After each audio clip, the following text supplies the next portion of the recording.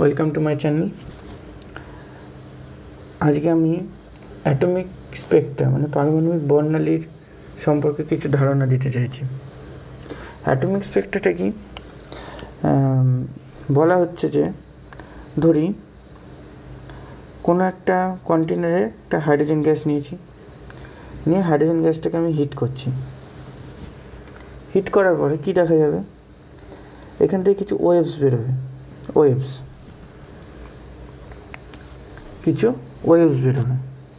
এই ওয়েভসের মধ্যে ধরে নিলাম, যদি ভিজিবল ওয়েভ বেরোচ্ছে তাহলে ধরে নিচ্ছি যে এনার্জিটা আমি দিয়েছিলাম সেই ধরনের ওয়েভস পাচ্ছি না, তার মানে কিছু কিছু ডিসক্রিট ওয়েভস পাচ্ছি। ধরছি যদি আমি যদি আমি একটা হোয়াইট লাইটকে যদি প্রিজমের মধ্যে দিয়ে আমি পাঠাই তাহলে কীরকম পাবো? ভিবজিওর পাবো, তাই তো? এটা হচ্ছে কন্টিনিউয়াস স্পেকট্রাম।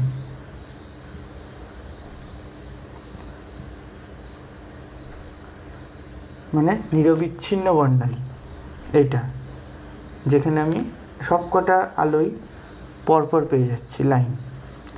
কিন্তু এক্সপেরিমেন্ট করে দেখছে যে হাইড্রোজেন গ্যাসকে যেরকম হিট করা হয় সেখান থেকে যে ওয়েভগুলো বেরোচ্ছে সেই ওয়েভগুলোর মধ্যে এরকম কন্টিনিউয়াস নেই। ধরা যাচ্ছে ভায়োলেট আছে, ইন্ডিগো অ্যাবসেন্ট, ব্লু আছে, গ্রিন অ্যাবসেন্ট, ইয়েলো আছে, আর কিছু নেই। তার মাঝের ওয়েভগুলো কী হলো? এই ধরনের যে স্পেকট্রাম সেটাকে বলা হচ্ছে ডিসক্রিট স্পেকট্রাম মানে বা ব্যান্ড স্পেকট্রাম, রেখা বর্ণালী। এটা অরিজিনালি পাওয়া যাচ্ছে in case of hydrogen atom, but Bohr's according to Rutherford model it will be continuous spectrum.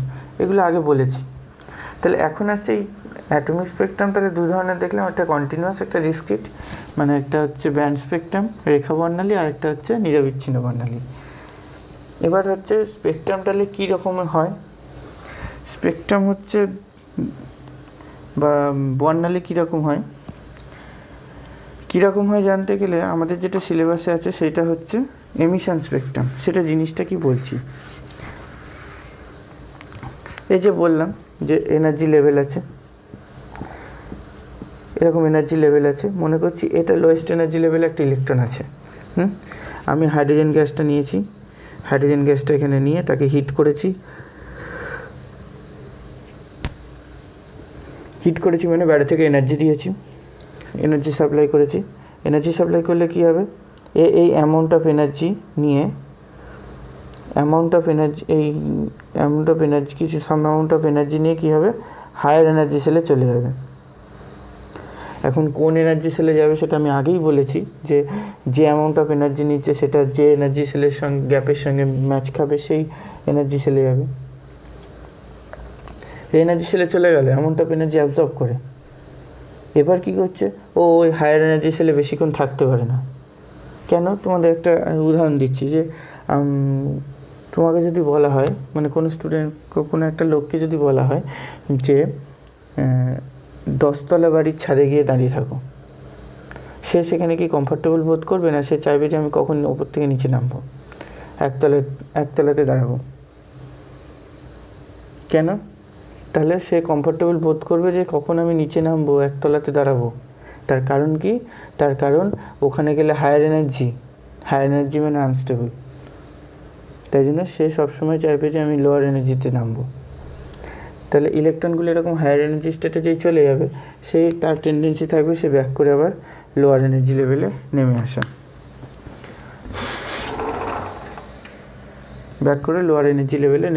এই যখন লোয়ার এনার্জি লেভেলে নামবে তখন ও যে অ্যামাউন্ট অফ এনার্জি অ্যাবজর্ব করেছিল সেই অ্যামাউন্ট অফ এনার্জি ছাড়বে, এমিট করবে। এই যে এনার্জিটা এমিট করছে সেটাকে যদি আমি অবজার্ভ করতে পারি, বা আমি যদি কোনো পর্দায় বা কোনো স্ক্রিনে ধরতে পারি, তাহলে যে স্পেকট্রাম পাবো that will be the emission spectrum.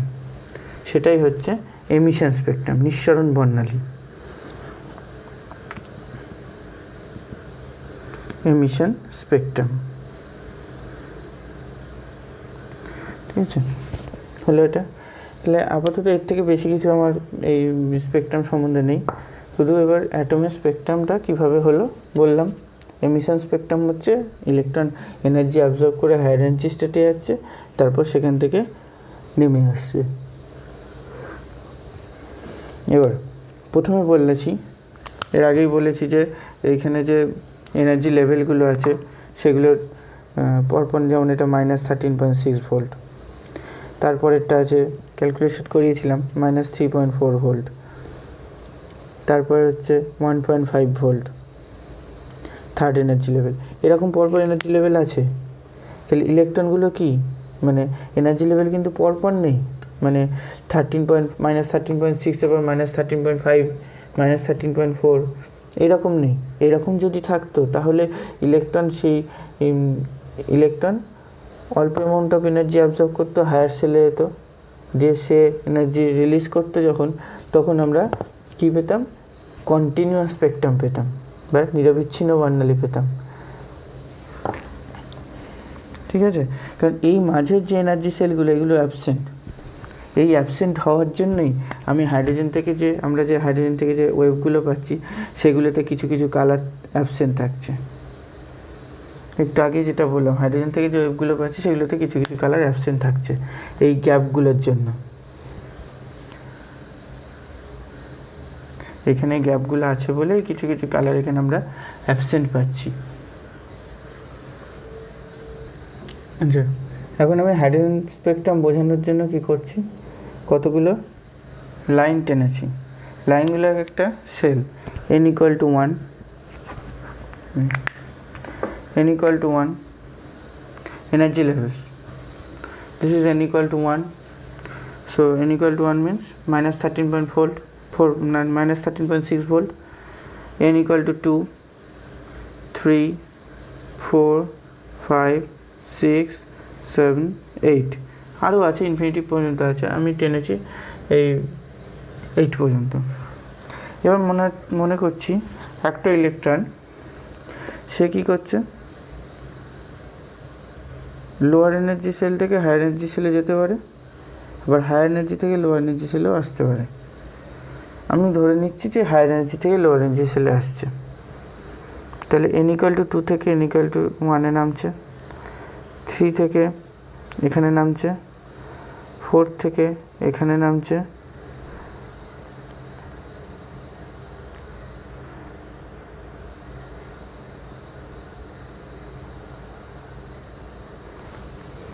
নামছে। এই নামার জন্য কি হচ্ছে, এনার্জিও ছাড়ছে, এমিশন স্পেকট্রাম। তাহলে কী অ্যামাউন্ট অফ এনার্জি ছাড়বে সেটা কীভাবে, তার জন্য আমি যেই রিডবার্গ ফর্মুলা নিউ বার = RH ইন্টু হাইড্রোজেন অ্যাটমের জন্য আমি বললাম RH × 1/n1² - 1/n2², যেখানে n1 কত,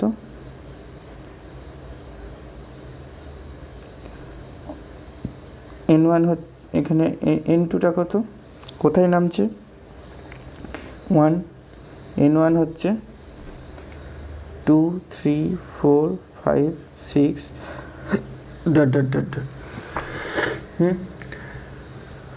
ঠিক আছে। তাহলে এই যে এর জন্য তো আমরা কিছু এনার্জি পাবো, কিছু একটা মানে ওয়েভস পাবো। এই ওয়েভগুলোকে বলা হয় Lyman wave, LYMEN waves, Lyman waves পাবো। যখন ইলেকট্রনগুলো হায়ার এনার্জি সেল থেকে এসে n = 1 নামবে, তখন যে এমিশন স্পেকট্রাম পাবো সেটাকে বলে লাইম্যান ওয়েভ। আর যে লাইম্যান ওয়েভসগুলো একটা সিরিজ তৈরি করেছে, এই সিরিজটাকে ওই জন্য বলে লাইম্যান সিরিজ।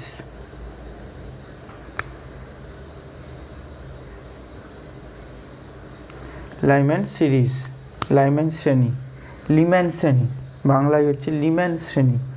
লিম্যান তরঙ্গগুলো একটা শ্রেণী তৈরি করেছে, এটাকে বলছে লিম্যান শ্রেণী।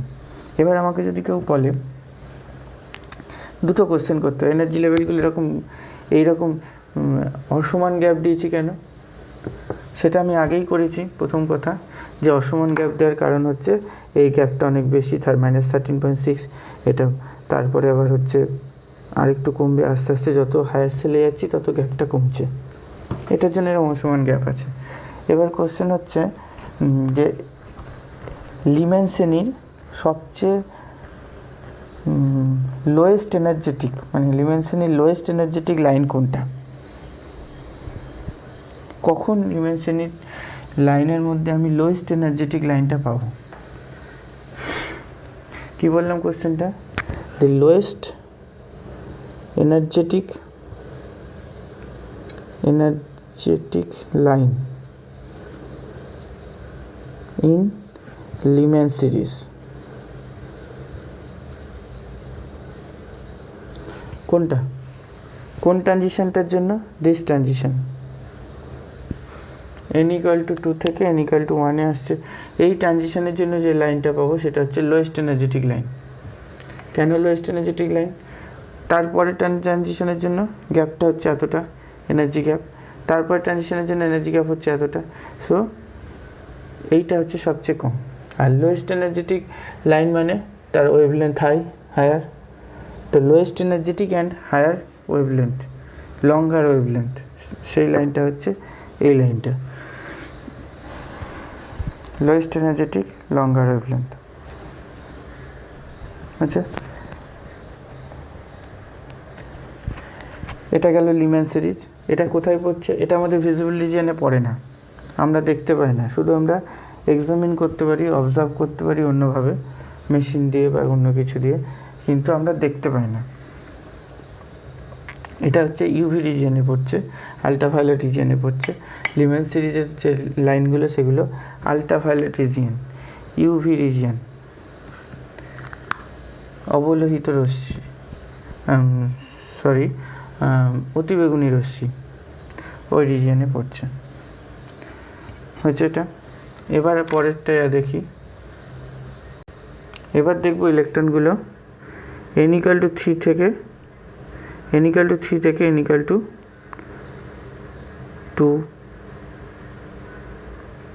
n=4 থেকে নামছে, এইভাবে নামছে, যেখান থেকে হোক সেখানে এসে নামছে হচ্ছে n=2-তে।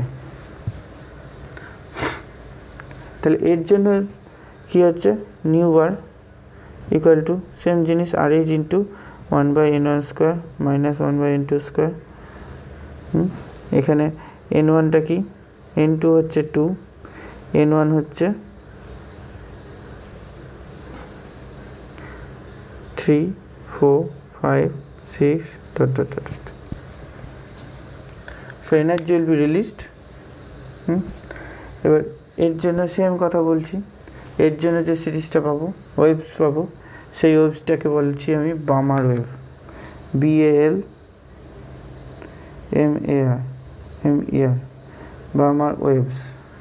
বামার ওয়েভস আর এই যে লাইনগুলো স্পেক্ট্রাল লাইন মিলে একটা সিরিজ করছে, সেই জন্য এটার নাম হচ্ছে বামার সিরিজ, বামার সিরিজ বা বামার শ্রেণী। ঠিক আছে, এই বামার শ্রেণীটা বোঝা গেল। এটা কিন্তু আমাদের ভিজিবল রিজিয়নের মধ্যে পড়ে, মানে এই শ্রেণীর যে লাইনগুলো, তাহলে তাদেরকে আমরা দেখতে পাই। ভিজিবল রিজিয়ন কিসের মধ্যে পড়ছে? ভিজিবল রিজিয়ন দেখতে পাচ্ছি। গেল বামার সিরিজ।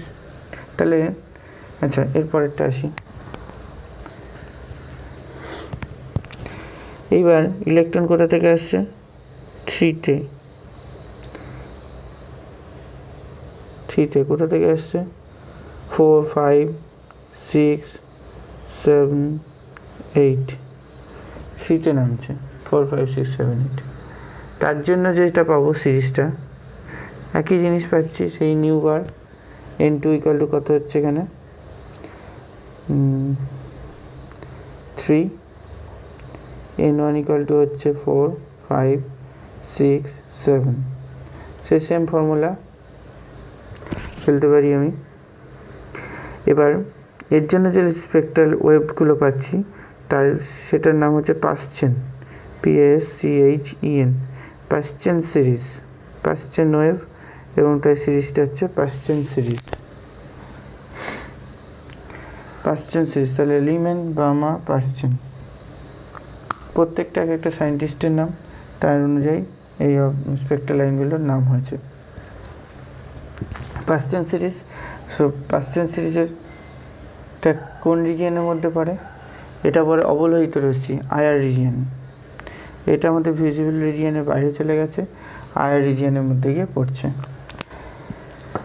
এবার একই কোশ্চেন করবে, which line is responsible for lowest energetic in the Paschen series? Paschen সিরিজের সবচেয়ে লোয়েস্ট এনার্জেটিক লাইনটা কোনটা? যে যে যে ওয়েভ লাইনটার এনার্জি লো, সেটা কোনটা? তাহলে বলবো সেই ট্রানজিশনটার জন্য which is from n=4 to n=3, this transition n=4 থেকে n=3 তে যখন ইলেকট্রন লাভ হচ্ছে, সেই ট্রানজিশনের জন্য যে লাইনটা পাবো সেটার ওয়েভলেন্থ সবচেয়ে কম, ওয়েভলেন্থ সবচেয়ে বেশি, এনার্জি সবচেয়ে কম। তাহলে আমাকে ওয়েভলেন্থ ক্যালকুলেট করতে দিলে আমি এই ফর্মুলা ইউজ করব, ফর্মুলাতে সব ভ্যালুগুলো পুট করে বসিয়ে দেবো। পাশ্চেন সিরিজ বলেছে, তার মানে n2=3 অবশ্যই হবে, মানে 3তে নামবে, n1=4 হবে এখানে, যদি আমাকে লোয়েস্ট এনার্জি বলে। লোয়েস্ট এনার্জি লাইন বার করতে দিলে n1=4, n2=3, তারপরে যা যা ভ্যালু আছে এই ফর্মুলাতে বসিয়ে করে ফেলতে পারবো। গেল এটা পাশ্চেন সিরিজ। এইবার আসছে ইলেকট্রন কোথায় নামছে? এইখানটায়।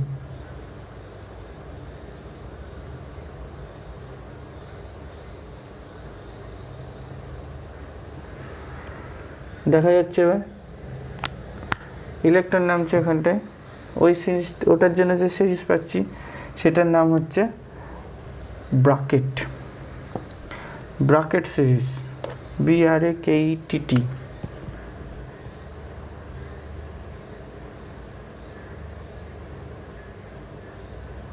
ব্রাকেট সিরিজ, ব্রাকেট সিরিজের ক্ষেত্রে আমি কি দেখতে পাচ্ছি? n2 কত আসছে? 4, n2=4, n1=5, 6, 7 ...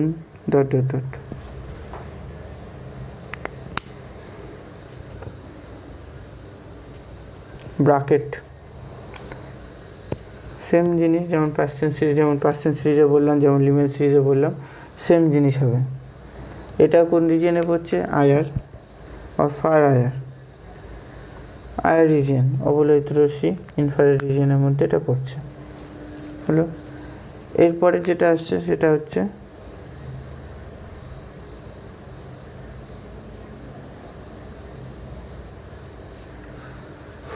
ফুন্ড, PFUND, ফুন্ড সিরিজ।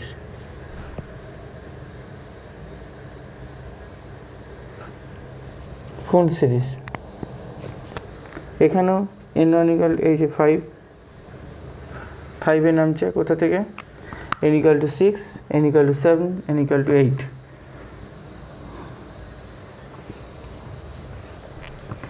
5 নামছে, সেম জিনিস সব কিছু, শুধু ট্রানজিশনটা একটু হায়ার এনার্জি লেভেলে নামবে।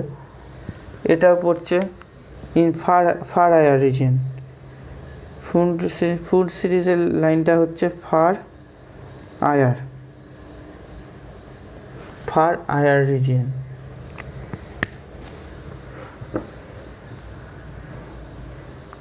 হলো, আর একটা সিরিজ বাকি আছে, সেটা হচ্ছে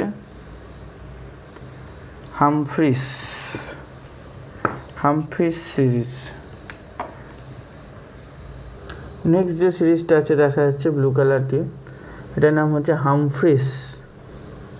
লেখার জায়গাটা নেই, আমি নিচে লিখছি স্পেলিংটা নিচে লিখছি,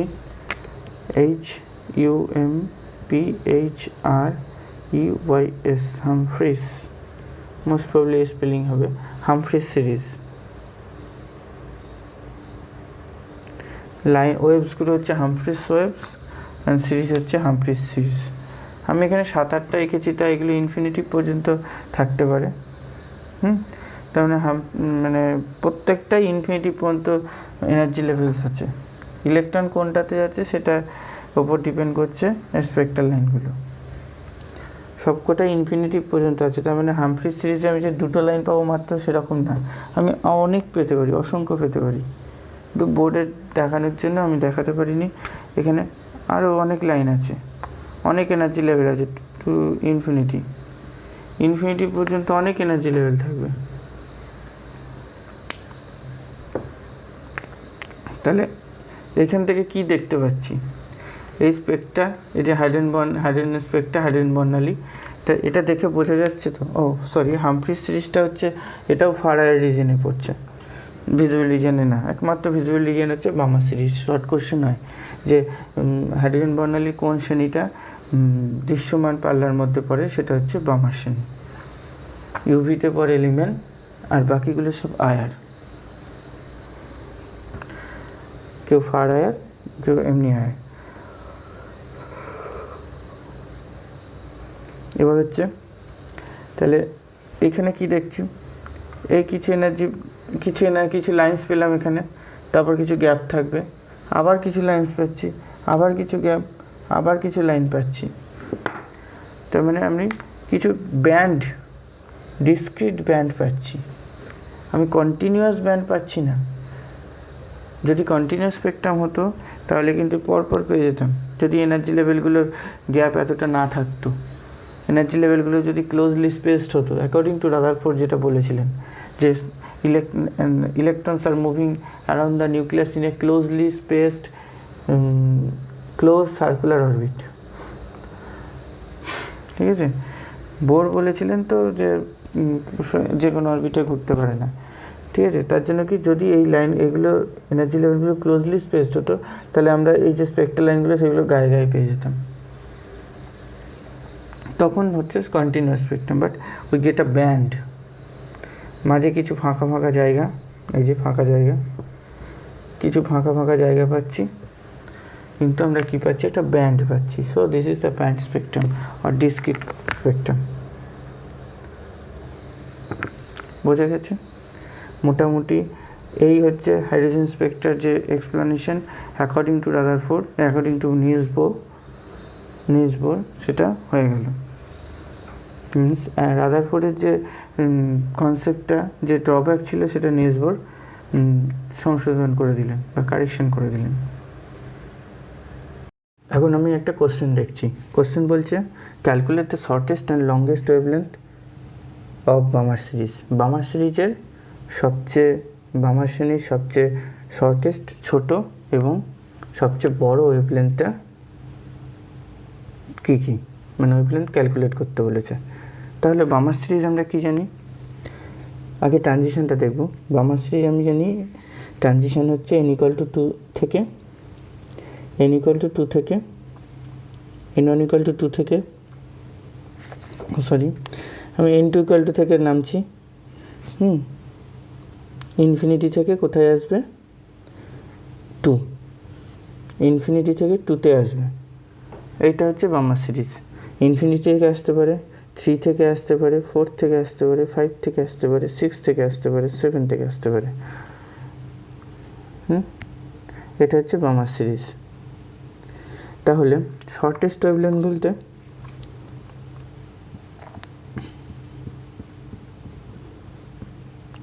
এই, যদি আমি এনার্জি ইয়েগুলো আঁকি, তাহলে 2 থেকে যাচ্ছে 3, ইনফিনিটি থেকে যখন এতে আসছে তখন এনার্জিটা খুব বেশি, ইনফিনিটি থেকে যখন 2তে আসছে তখন এনার্জিটা খুব বেশি। আমরা কি জানি, energy =hc/λ,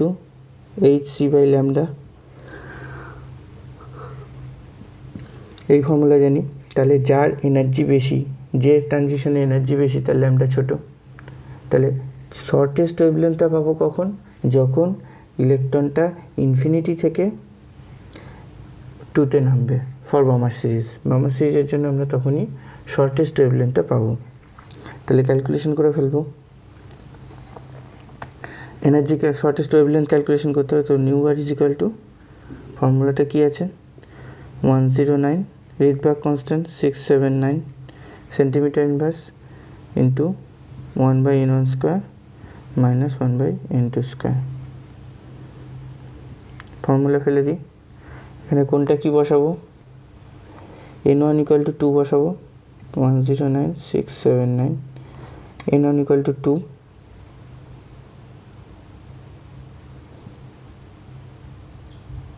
n2 equal to infinity.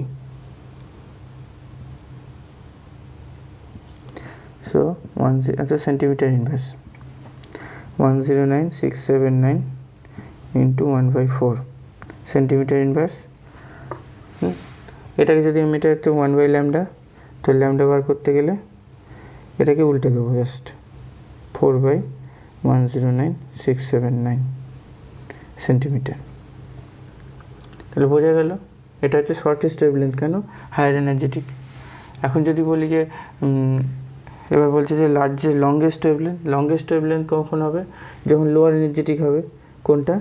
এই 3 থেকে 2-তে নামবে। 3 থেকে যখন 2-তে নামবে তখন সেটা হবে লঙ্গার ওয়েভলেন্থ। কেন? তার এনার্জি গ্যাপটা অনেক ছোটো। আর কীভাবে ক্যালকুলেশন করতে পারবো?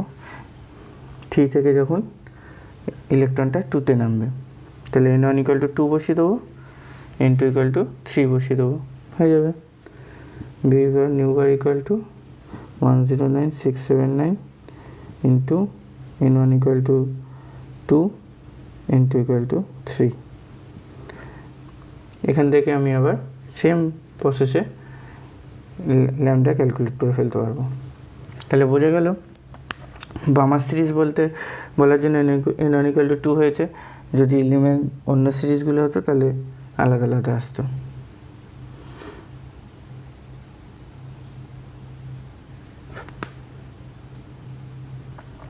এবার আসছে এনার্জি ক্যালকুলেশনের একটা সোজা ফর্মুলা। কারণ আমাকে এনার্জি ক্যালকুলেশন করতে দিলে আমার সেই ভি বার করে ল্যামডা বের করে তারপর তাকে এবার এনার্জি ক্যালকুলেশন করতে হবে।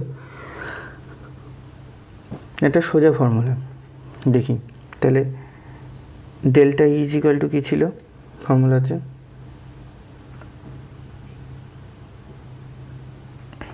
তো ডেল্টা ইজ ইকুয়াল টু এই ফর্মুলাটা ছিল। এবার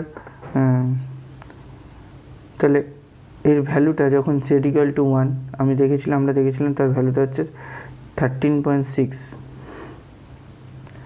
Z square into 1/n1 square minus 1/n2 square delta ই। এর ইউনিটটা হবে ইলেকট্রন ভোল্ট। এইটা হচ্ছে সোজা ফর্মুলা এনার্জি ক্যালকুলেশন করার জন্য। তাহলে আমি যদি বলি ইলেকট্রনটা n1 ইকুয়াল টু 2 থেকে n2 ইকুয়াল টু 3-তে গেল, যেটা বামার সিরিজ হতেই পারে, বামার সিরিজ আমি বলছি। ইলেকট্রনটা n ইকুয়াল টু 3 থেকে 2-তে নামলো, 3 থেকে 2-তে নামছে, তাহলে বামার সিরিজ। তাহলে এটা কি হচ্ছে? 3 থেকে 2-তে নামছে, তাহলে তার এনার্জি গ্যাপটা কত? এনার্জিটা কত হবে? ফর হাইড্রোজেন অ্যাটম বলে দিচ্ছি। তাহলে z equal to 1, delta is equal two 13.6, z equal to 1/3 থেকে 2-তে নামছে, তাহলে 1/n2 স্কোয়ার মাইনাস 1/3 স্কোয়ার। এটা ক্যালকুলেশন করলে যা পাবো সেটাই হচ্ছে ওই এনার্জিটা। এনার্জির ফর্মুলা এটা একটা সোজা ফর্মুলা। এখান থেকে আমি কী ক্যালকুলেট করতে পারি? হাইড্রোজেন অ্যাটমের ionization energy. So next question is calculate the ionization energy or ionization potential for hydrogen atom. মুছি calculate the ionization potential for hydrogen atom, মানে আয়নী ভবন বিভব। ক্লাস 10-এ পড়া আছে আয়নী ভবন বিভব। হাইড্রোজেন অ্যাটমের ক্ষেত্রে আয়নী ভবন বিভবটা ক্যালকুলেট করতে হবে। ডেল্টা ইজ ইকুয়াল টু তাহলে 13.6 by into Z square 1/n1 square minus 1/n2 square. তাহলে আয়নী ভবন বিভব ক্যালকুলেট করতে গেলে আমাকে কী বোঝাতে হবে? আয়নী ভবন বিভব কাকে বলে? যে একটা ইলেকট্রন হাইড্রোজেন অ্যাটমের ক্ষেত্রে n ইকুয়াল টু 1 সেলে আছে, সে মানে ভ্যালেন্স সেল, এটাই ভ্যালেন্স সেল, তার সে এনার্জি পেয়ে বেরিয়ে চলে যাবে। অ্যাটম থেকে বেরিয়ে চলে যাবে, দিয়ে H প্লাস ফর্ম করবে, সেটাই হচ্ছে তার আয়নিক ভবন বিভব। যে অ্যামাউন্ট অফ এনার্জি পেলে এটা বেরিয়ে যাবে। তাহলে এটা বেরিয়ে যাচ্ছে, তার মানে কি বেরিয়ে যাচ্ছে, তার মানে হচ্ছে কোন সেলে যাচ্ছে, N1 = আমি লিখবো 1, আর বেরিয়ে যাচ্ছে মানে কোন সেলে যাচ্ছে, বেরিয়ে যাচ্ছে মানে N2 = ইনফিনিটি, অসীম দূরত্বে চলে যাচ্ছে। তাহলে ডেল্টা E = 13.6 × z²। এনার্জি দিচ্ছি, বেরিয়ে যাচ্ছে, সো পজিটিভ এনার্জি ইন্টু 1/1² - 1/∞²। 1/∞² মানে 0, 1/1²। ও z = 1 বসিয়ে দিয়েছি, 1। So this is positive value as electron absorbs energy. So this is positive value. Ionization potential of hydrogen atom. We can calculate for hydrogen atom, for helium atom. We can calculate this. আমরা hydrogen helium অ্যাটমের জন্য এই ionization বিভব calculate করতে পারি। এখন আসি drawbacks of Bohr theory. Bohr থিওরির ড্রব্যাকটা কি? ড্রব্যাকস বলছে ফার্স্ট একটা লিমিটেশনস, এটাকে ড্রব্যাক বলবো না, যেটা বলতে যাচ্ছি সেটা হচ্ছে লিমিটেশনস, সীমাবদ্ধতা। প্রথম সীমাবদ্ধতা হচ্ছে Bohr's theory is only applicable for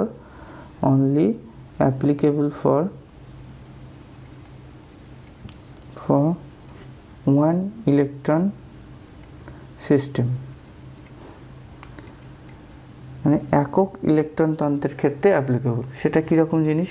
যে সমস্ত সিস্টেমে পরমাণুর মধ্যে কেবলমাত্র একটি ইলেকট্রন বর্তমান, তাদের ক্ষেত্রেই বোর থিওরি অ্যাপ্লাই করা যাবে, আদারওয়াইজ যাবে না। তাহলে কাদের ক্ষেত্রে কতগুলো আমি এক্সাম্পল দেখি। আমাকে দেওয়া হলো H প্লাস, তাহলে এইচের ক্ষেত্রে দেখি একটা ইলেকট্রন আমরা জানি হাইড্রোজেন, সো এটার ক্ষেত্রে আমি অ্যাপ্লাই করতে পারি বোরস থিওরি। এটার ক্ষেত্রে দেখা যাক H প্লাস মানে হাইড্রোজেন একটা ইলেকট্রন ছিল, সেটাও বেরিয়ে গেছে, মানে ফাঁকা অ্যাটম, ইলেকট্রন নেই। তাহলে এখানে কি হচ্ছে, এর ক্ষেত্রে আমরা বোর থিওরি অ্যাপ্লাই করতে পারবো না। এবার আমি দেখি হিলিয়াম প্লাস, হিলিয়ামে দেখি কটা ইলেকট্রন আমরা জানি 2Ag4 হয় helium, atomic number 2, so in number of electron is also 2, so we cannot apply Bohr's theory here. Ag plus, number of electron 1, Bohr's theory apply করা যাবে। lithium plus, lithium 2 plus, lithium 3 plus means number of electron is 2, cannot apply Bohr theory। lithium 2 plus, number of electron is 1, কেন lithium হচ্ছে 3, atomic number দুটো বেরিয়ে গেছে, number of electron is 1, so we can apply Bohr's theory. সো এইরকমভাবে আমরা যে কোনো অ্যাটমের ক্ষেত্রে চেক করে দেখতে পারি যে বোরস থিওরি অ্যাপ্লাই করতে পারছি কি না। তাহলে বোরস থিওরি এটা একটা সীমাবদ্ধতা, লিমিটেশন, যে বোর থিওরিটাকে আমরা কেবলমাত্র একক ইলেকট্রন সিস্টেমের ক্ষেত্রে ব্যবহার করতে পারি। যে সমস্ত পরমাণুতে একটি ইলেকট্রন বর্তমান, তাদের ক্ষেত্রে আমরা বোরস থিওরি অ্যাপ্লাই করতে পারি, আদারওয়াইজ পারবো না। তাহলে সবারই জন্য অ্যাপ্লাই করা যাচ্ছে না। প্রথম ত্রুটি গেল, সীমাবদ্ধতা গেল, মুছে দিলাম। এবার বোরস থিওরি কিন্তু এটা বলতে পারেনি যে অ্যাটমের অরবিটালগুলো কীরকম শেপ হবে। তিনি বলেছিলেন যে অরবিটালগুলো হচ্ছে, মানে তিনি অরবিটালের শেপ সম্বন্ধে কিছু বলেনি অ্যাকচুয়ালি।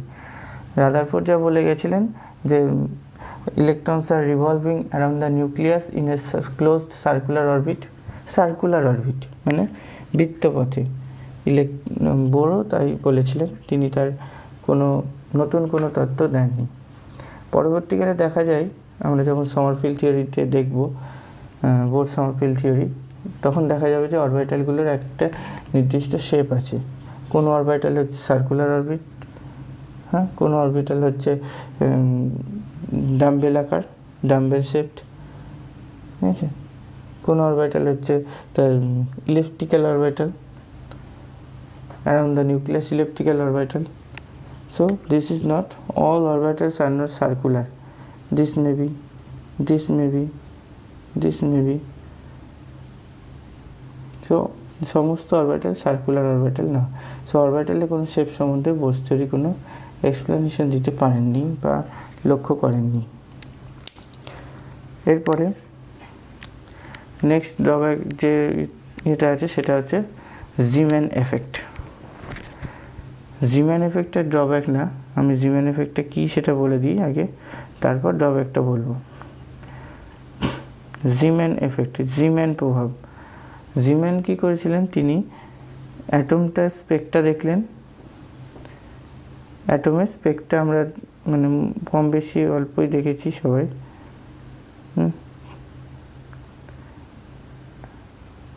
অ্যাটমের স্পেকটা দেখা হলো। অ্যাটমের স্পেকটা দেখতে গিয়ে তিনি দেখলেন যে ম্যাগনেটিক ফিল্ডের প্রেজেন্সে অ্যাটমের স্পেকটাটা অন্যরকম বিহেভ করছে। কীরকম? একটা অ্যাটমে একটা স্পেকট্রাল লাইন পাচ্ছি, মানে বর্ণালীর একটা লাইন পাচ্ছি, in absence of magnetic field, no field. But এখন যখন in presence of field, weak magnetic field, তখন আমি দেখছি যে এই স্পেকট্রাল লাইনটা আরও কতগুলো ছোটো ছোটো সুপার লাইনে, ফাইন লাইনে ভেঙে যাচ্ছে।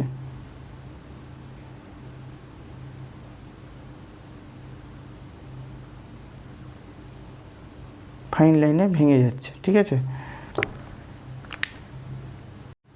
এই যে ঘটনা ভেঙে মানে ম্যাগনেটিক ফিল্ডের প্রেজেন্সে কোনো একটা স্পেকট্রাল লাইনের অনেক কটা ভাগে ভেঙে যাওয়ার যে ঘটনা, এই ঘটনাটা বিজ্ঞানী জিম্যান প্রথম পর্যবেক্ষণ করেন, অবজার্ভ করেন। তার নাম অনুসারে এই এফেক্টটার নাম হয় জিম্যান effect.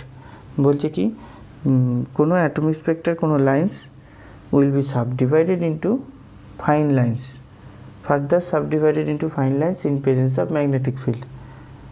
This effect is called Zeeman effect. এই এফেক্টের কোনো এক্সপ্লানেশন তিনি মানে বোরস থিওরি দিতে পারেনি। সো এটা একটা ড্রব্যাক, ঠিক আছে। পরবর্তীকালে দেখব যে জিম্যান এফেক্ট থেকে আমাদের একটা কোয়ান্টাম নাম্বার আসছে। কোয়ান্টাম নাম্বার কি পরে দেখছি। ম্যাগনেটিক কোয়ান্টাম নাম্বার বলে একটা জিনিস আছে, সেটা জিম্যান এফেক্টের থিওরি থেকে বেশ করেই আসছে। তাহলে জিম্যান এফেক্ট বোঝা গেল। এবার হচ্ছে Stark effect, STARC effect. Stark effect, Zeeman effect একই জিনিস, শুধু স্টার্ক এফেক্টে হচ্ছে, জিম্যান এফেক্টে ছিল ম্যাগনেটিক ফিল্ডের প্রেজেন্স, স্টার্ক এফেক্টে ছিল ইলেকট্রিক ফিল্ডের।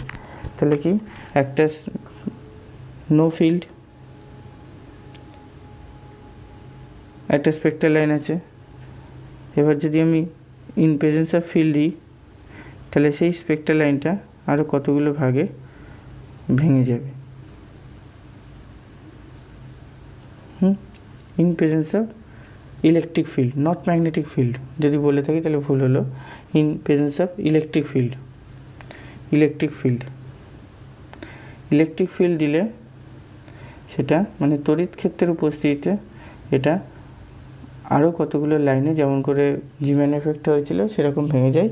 এটাকে স্টার্ক এফেক্ট বলা হয়। বোরস থিওরির কোনো ব্যাখ্যা নেই স্টার্ক এফেক্ট সম্বন্ধে। তাহলে জিম্যান এফেক্ট, স্টার্ক এফেক্ট দুটো বললাম, মানে খুব সংক্ষেপে বুঝলাম।